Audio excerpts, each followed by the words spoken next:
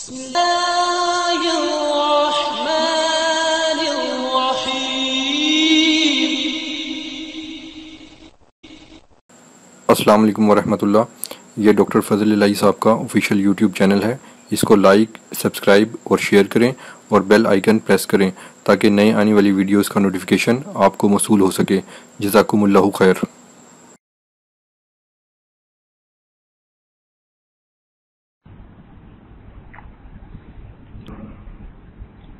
نحمده ونستعينه ونستغفره ونعوذ بالله من شرور أنفسنا ومن سيئات أعمالنا، من يهده الله فلا مضل له ومن يضلل فلا هادي له، وأشهد أن لا إله إلا الله وحده لا شريك له، وأشهد أن محمدا عبده ورسوله صلوات ربي وسلامه عليه. أما بعد، فإن خير الحديث كتاب الله، وخير الهدي هدي محمد صلى الله عليه وسلم، وشر الأمور محدثاتها، وكل محدثة بدعة، وكل بدعة ضلالة، وكل ضلالة في النار. اللهم انفعنا بما علمتنا وعلمنا ما ينفعنا وزدنا علما. سبحانك لا علم لنا إلا ما علمتنا إنك أنت العليم الحكيم. رب اشرح لي صدري ويسر لي أمري واحلل عقدة من لساني يفقهوا قولي. رب أعوذ بك من همزات الشياطين وأعوذ بك رب أن يحضرون. أعوذ بالله السميع العليم من الشيطان الرجيم، من حمده ونفخه ونفسه. فليحذر الذين يخالفون عن أمره أن تصيبهم فتنة أو يصيبهم عذاب أليم. اللہ مالک کی توفیق سے گزشتہ خطبہ جمعہ میں قرآن کریم کے 3 مقامات سے یہ بات عرض کرنے کی عاجزانہ کوشش کی گئی کہ مجھ پر، آپ پر اور ہر انسان پر آج امت میں سے مصیبت کے آنے کا سبب ہماری کرتوتیں ہیں.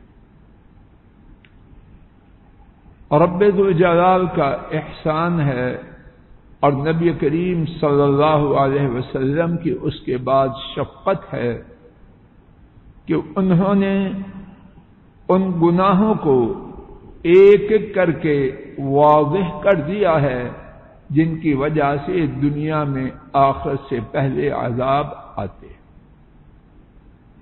بعض طلباء نے ان گناہوں کو جمع کرنے کی کوشش کی تو ان کی تعداد ان کے ہاں 29 تک پہنچی.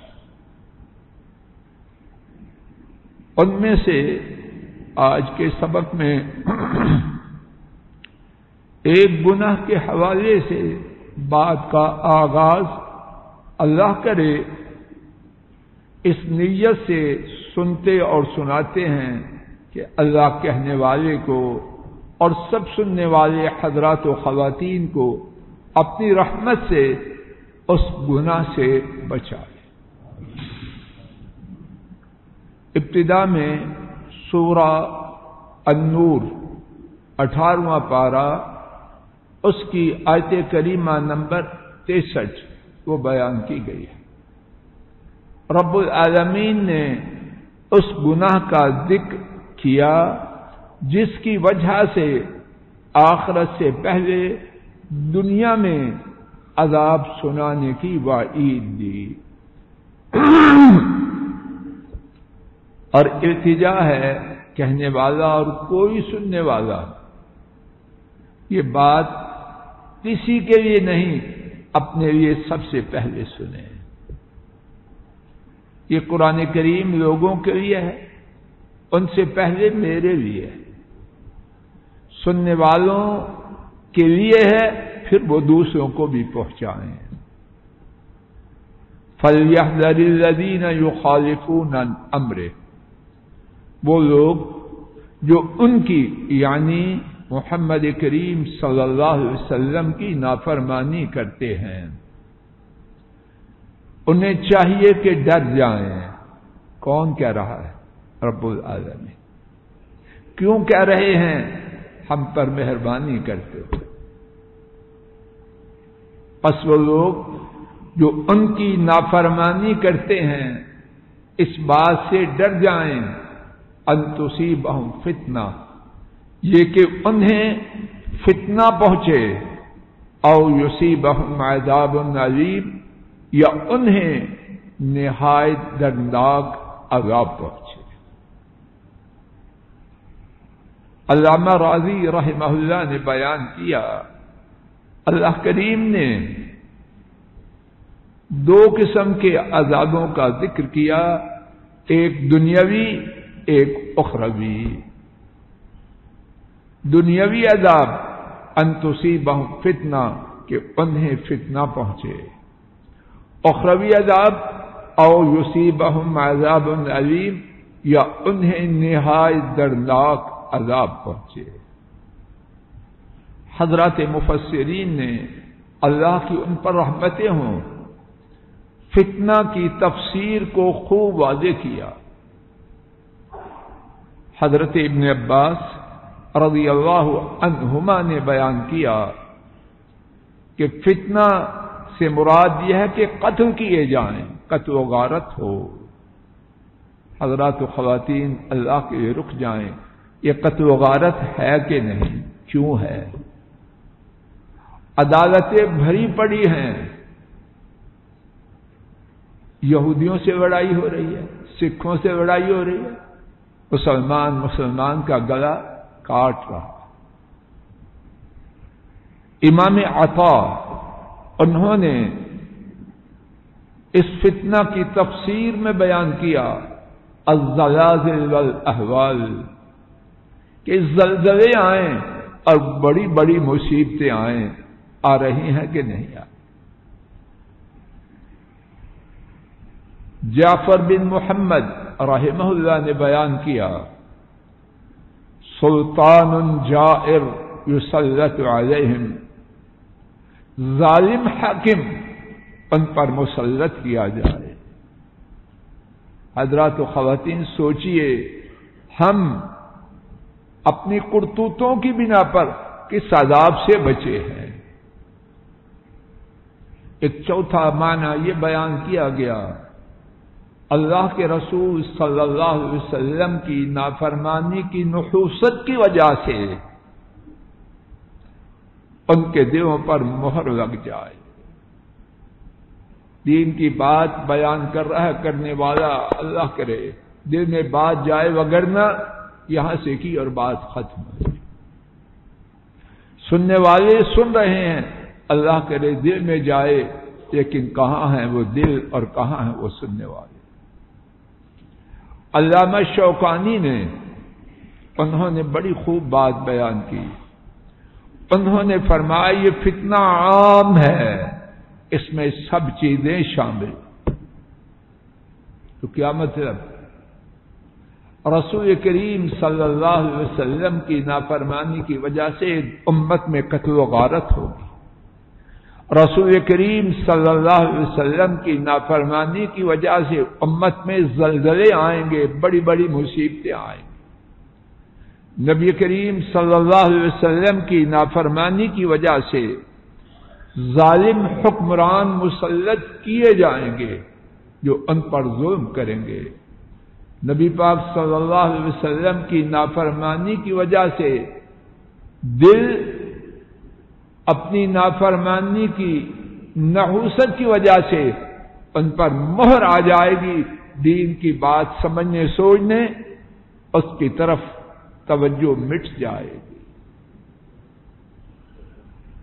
قاضی ابو سعود رحمہ اللہ نے اس آیت کریمہ کی تفسیر میں ایک اور بات لکھی، فرماتے ہیں ان تصیبہم فتنہ او یصیبہم عذاب علیم، کہ انہیں فتنہ پہنچے یا سن رہے ہیں جس کو آپ انگریزی میں کہتے ہیں او آر، فرماتے ہیں اس یا کا معنی یہ ہے کہ یہ نہیں کہ دونوں ہی نہ ہوں، اس یا کا معنی جج صاحب یہ ہے دونوں میں سے ایک بات ضرور ہوگی، اور یہ معنی نہیں کہ ون آف دا ٹو، نہیں، اللہ چاہے گا تو دونوں کی دونوں ہو جائے۔ دنیا میں بھی پیسے جاتے رہیں، چکی میں آٹا پیسا، گندم ختم ہوئی، بات ختم ہوئی، اور یہاں جو چکی ہے اللہ کے عذابوں کی ختم ہو رہی ہے۔ ایک مصیبت سے جان چھوٹتی نہیں، ایک سے زیادہ مصیبتیں سروں پہ پہنچ چکی ہیں۔ قاضی ابو سعود لکھتے ہیں اس کا معنی یہ نہیں کہ ون آف دا ٹو، دونوں میں سے ایک عذاب آئے گا، یہ معنی ایک تو لازمن آئے گا، اور اگر اللہ چاہے گا تو دونوں آئیں گے، دنیا میں بھی پیسے جائیں اور آخرت میں بھی مارے جائیں۔ آئیے ایک حدیث شریف سے اس بات کی کچھ مزید تفصیل سنتے ہیں۔ امام احمد رحمہ اللہ حضرت عبداللہ بن عمر رضی اللہ تعالی عنہما سے روایت کرتے ہیں، ہمارے نبی کریم صلی اللہ علیہ وسلم نے فرمایا وَجُعِلَ الذِّلَّةُ وَالصَّغَارُ عَلَى مَنْ خَالَفَ أَمْرِي، جس شخص نے اللہ کے لیے، میں آپ اپنے اپنے لیے توجہ کریں، اپنے اور کچھ لے کے جائیں۔ اللہ نے مجھ پر آپ پر فضل و کرم کیا ہے کہ مسجد میں لایا ہے، یہ بہت بڑی نعمت ہے، اس سے فائدہ اٹھائیں۔ اور ایک بہت بڑا فائدہ آنے کا یہ ہے جو ٹھیک بات کتاب و سنت کی سنیں، زندگی کے لیے فیصلہ کر کے جائیں، کچھ فائدہ ہو۔ وَجُعِلَ الذِّلَّةُ وَالصَّغَارُ عَلَى مَنْ خَالَفَ أَمْرِي، اور جس شخص نے میرے حکم کی مخالفت کی،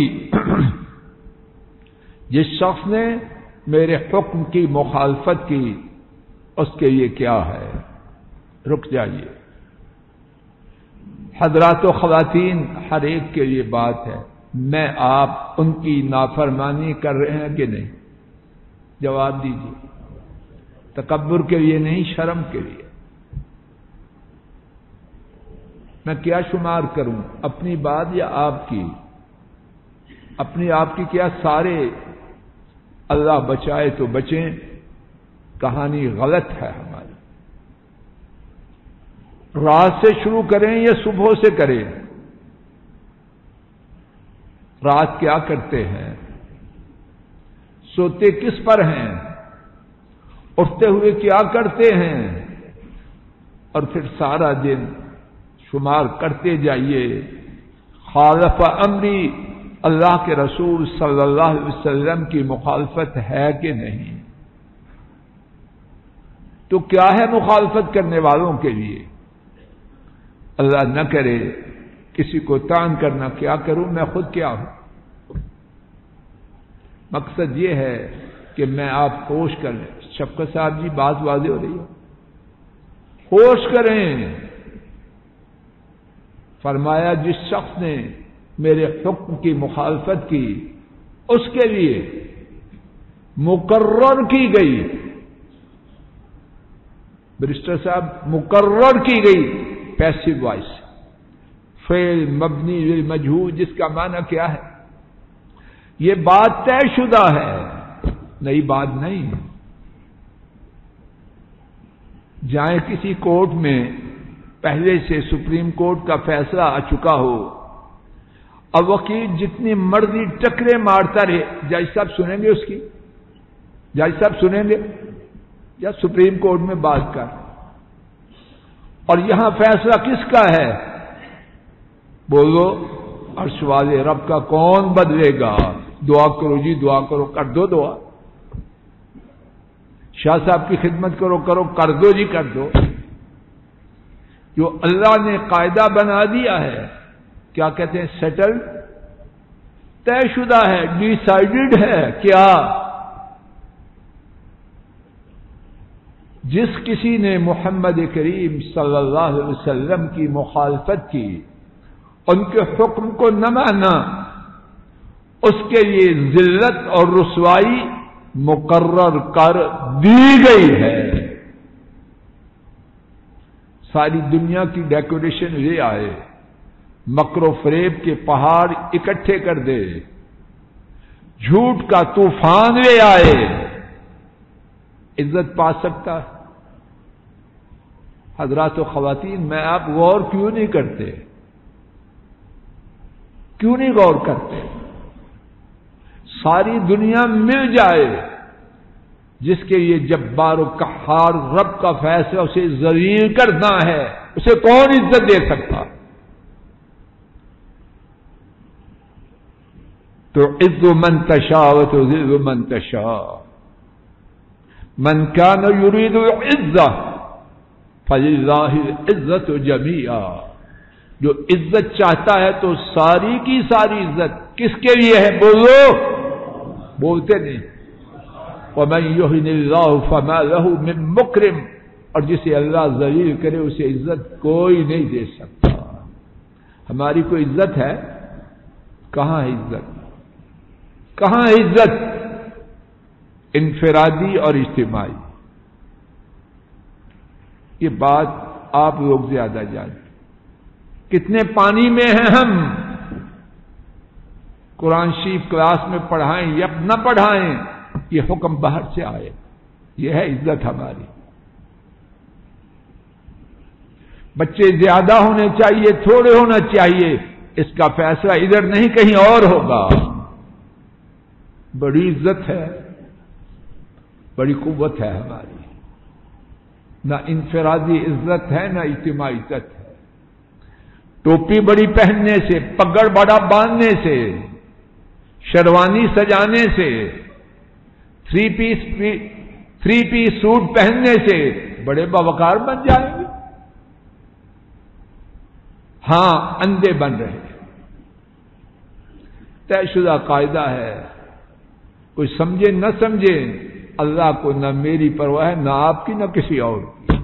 قاعدہ یہی ہے، اصول یہی ہے، ضابطہ یہی ہے، اور ہمیشہ ہمیشہ کا۔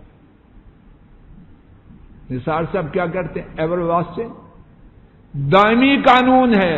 جس نے محمد کریم صلی اللہ علیہ وسلم کی نافرمانی کی، اس کے لیے کیا ہے؟ اللہ کی طرف سے ذلت اور رسوائی مقرر کی گئی ہے۔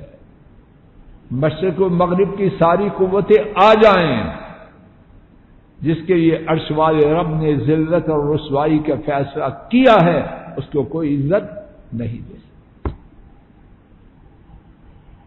امام دارمی نے حضرت ابن عباس رضی اللہ تعالی عنہما سے روایت کیا، انہوں نے فرمایا، تم اس بات سے ڈرتے نہیں؟ یہ بات میرے اور آپ کے متعلق ہے۔ اسامہ جی سن رہے ہو؟ ہمارے متعلق، کیا تم اس بات سے ڈرتے نہیں؟ کیا ہو کہ تم پر اللہ کا عذاب آئے، یا تمہیں زمین میں زندہ دھنسا دیا جائے؟ کرونا آ گیا، یہ آ گیا، وہ آ گیا، اس کے بعد اور بڑے عذاب ہیں۔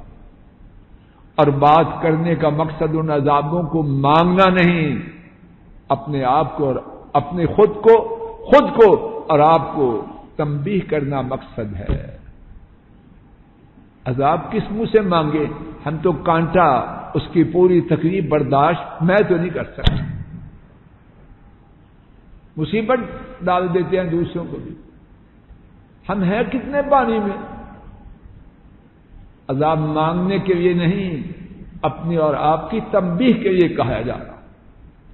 اللہ نے ہماری خیر خواہی کے لیے، اللہ کے رسول صلی اللہ علیہ وسلم نے ہماری ہمدردی کے لیے، ابن عباس رضی اللہ عنہما ہم پر شفقت کرتے ہوئے کیا فرماتے ہیں؟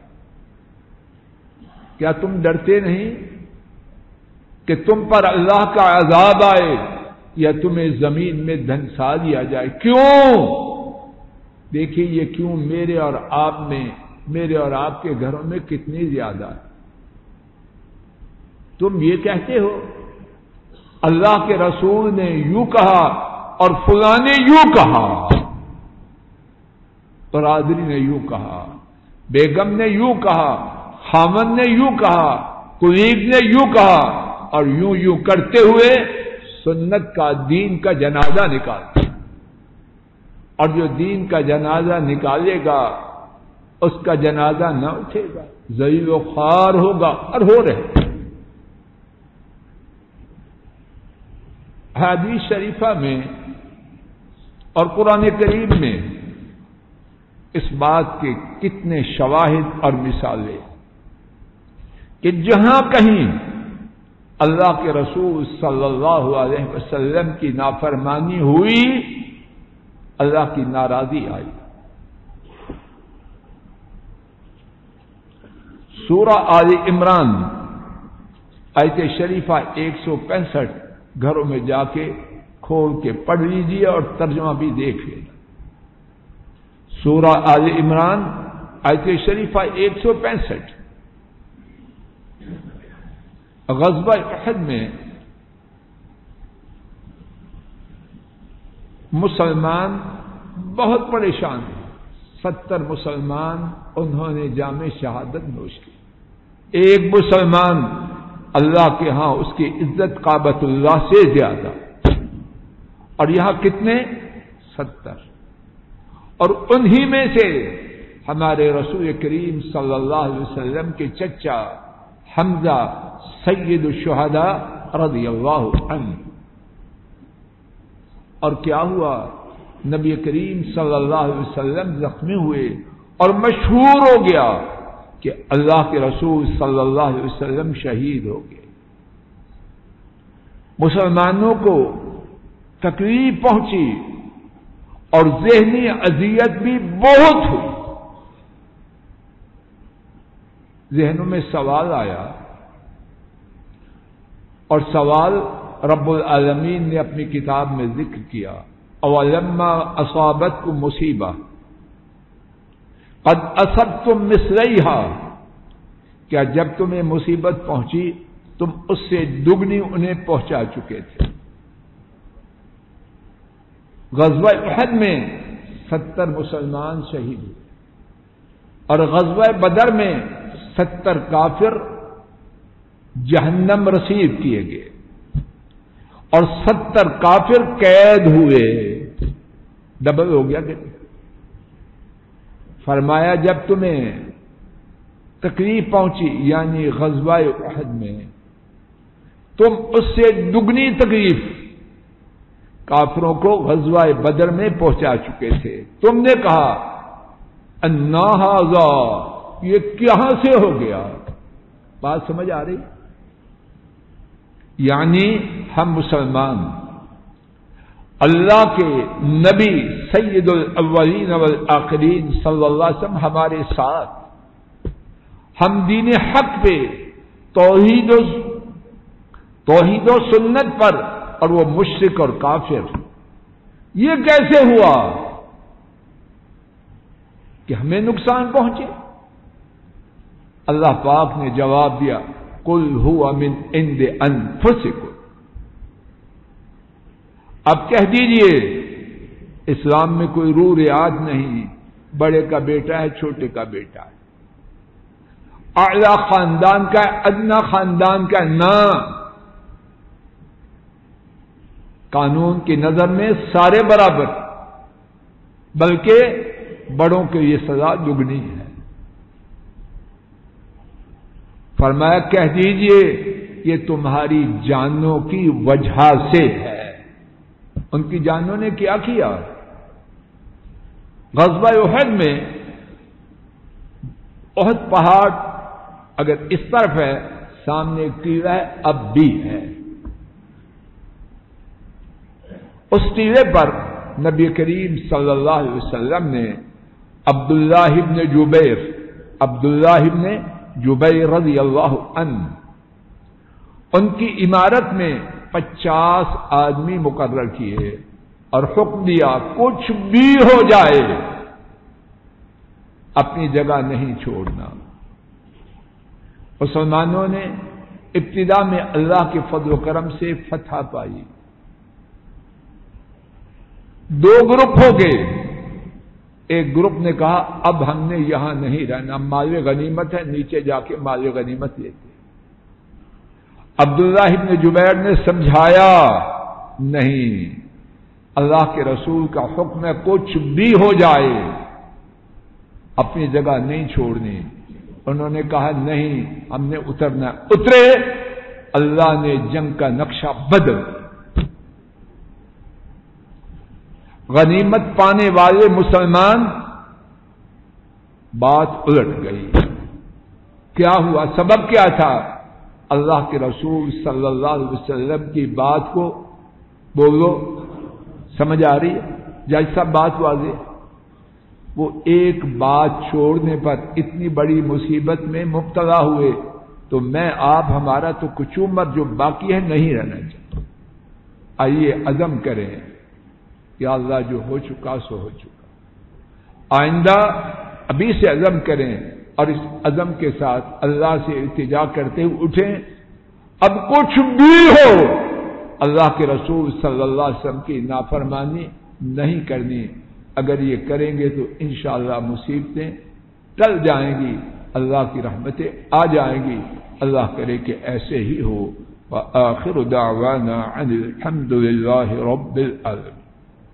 الحمد للہ نحمده ونستعینه ونستغفره ونعوذ باللہ من شرور انفسنا ومن سیئات اعمالنا، من يهده الله فلا مضل له ومن يضلل فلا هادي له، واشهد ان لا اله الا الله وحده لا شريك له، واشهد ان محمدا عبده ورسوله صلوات ربي وسلامه عليه۔ اللهم صل على محمد وعلى آل محمد كما صليت على إبراهيم وعلى آل إبراهيم إنك حميد مجيد۔ اللهم بارك على محمد وعلى آل محمد كما باركت على إبراهيم وعلى آل إبراهيم إنك حميد مجيد۔ ربنا ظلمنا أنفسنا وإن لم تغفر لنا وترحمنا لنكونن من الخاسرين۔ اللهم أحسن عاقبتنا في الأمور كلها وأجرنا من خزي الدنيا وعذاب الآخرة۔ سبحان ربك رب العزة عما يصفون وسلام على المرسلين والحمد لله رب العالمين۔ الحمد لله رب العالمين۔